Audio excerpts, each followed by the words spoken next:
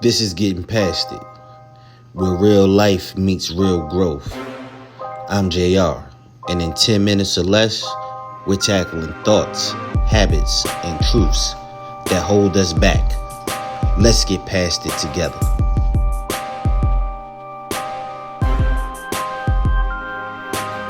What's going on, everybody, and happy Tuesday. It is Getting Past It, the podcast, and we are back for another Tough Truth Tuesday. It's episode 19. I'm your host, JR.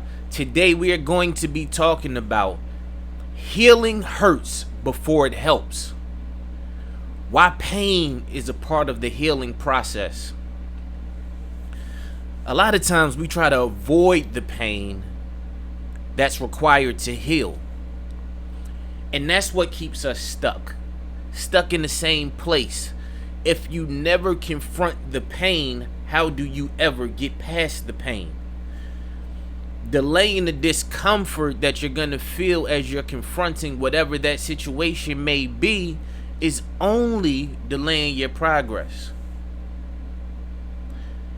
In order to get past it, you have to go through it. In most situations, you can't avoid it. You have to walk through whatever that thing might be. Healing isn't instant. It's about steady transformation. Think about when you get a cut or some sort of injury and you relate that to pain, a stressful event, a trauma, a betrayal, a loss, something of that nature, right? Once you get that injury, then there's the inflammation that comes with it. On the emotional side, then there's the anger, the sadness, the anxiety, that feeling that bubbles up after that event, right? That's what comes next. But to start getting past it, with the injury first, either you, the doctors, somebody has to clean out that wound. Right? They got to go in there, they got to irrigate, they got to remove dead skin in some cases, whatever it might be. But you got to go in there and get it out, which means you, from an emotional standpoint, you have to confront the truth. You have to attack that thing head on. What is it that is causing you to feel this way? You have to dig and you have to address what that thing is.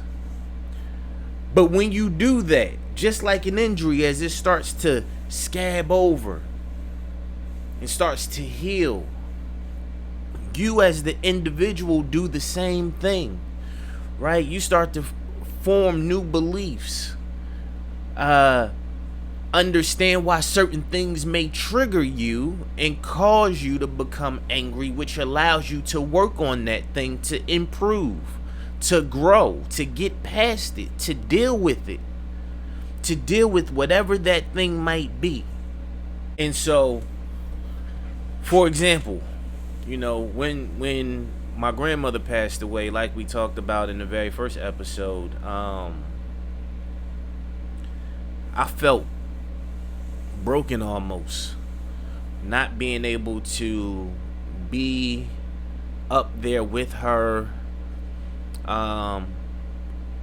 Even though I got to talk to her on the phone, I couldn't be in her physical presence, and that hurt.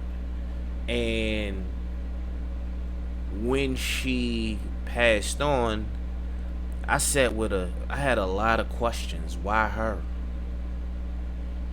Like, a woman who was as strong as she was, who believed as strongly as she did, who served as much and as faithfully as she did. I didn't understand why God would take her away. And to me, it felt way too soon. I feel like my grandmother was supposed to be here till she was 150, right? We never want those people that are super close to us to pass on. And so it was difficult for me to deal with. And I had to sit with that for a little bit. But as I sat with those feelings of hurt and questions that I had, the story and the lessons begin to reveal themselves And there was more there, right? So as I begin to heal, I begin to pay attention to what I was being taught, the lessons that were in what she went through and how she handled the situation. It taught me about resilience. It taught me about faith. It taught me about trust. It taught me about belief. As she leaned into what she went through, she leaned further into God in that situation. And so what that helped me do is when I start to go through deep, tough, hard times, I lean in. Because I learned, right, from that hurt that I felt as she passed on, when I took a step back, it was like, okay, let me reframe how I'm looking at this situation. Because there's a lesson in this, but also there's a beauty in this. Right? The beauty of seeing somebody really lean into their faith and their belief and to God in that situation. And if you're looking at it with your eyes wide open,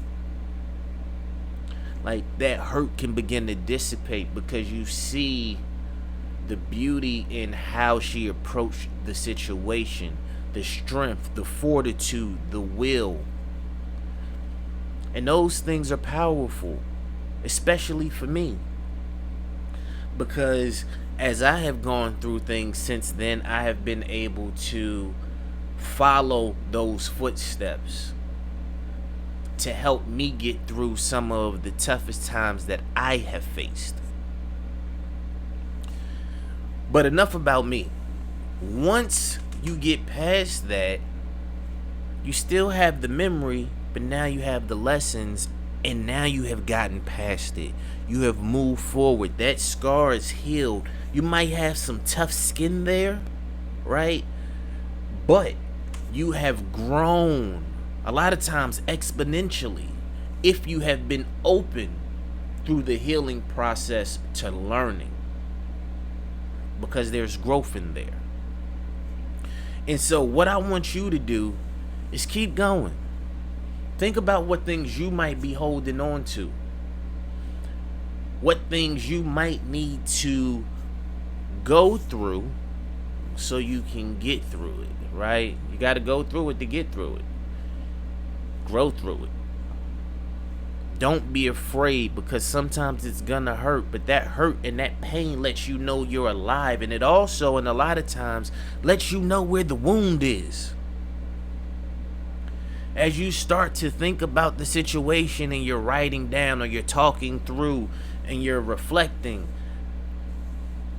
if you're truthful and you really do the work and you dig, find the root of what causes that anger, that pain, that hurt. Because once you find that, you can truly get past it. You can truly grow. You can evolve. And then that'll be a thing of the past. And when it pops up in the future, you'll know what it is and how to deal with it and how to address it appropriately. Listen, I hope you have a great week. It's another Tough Truth Tuesday. I appreciate you for spending some time with me. It's Getting Past It, the podcast. I'm your host, JR. Peace.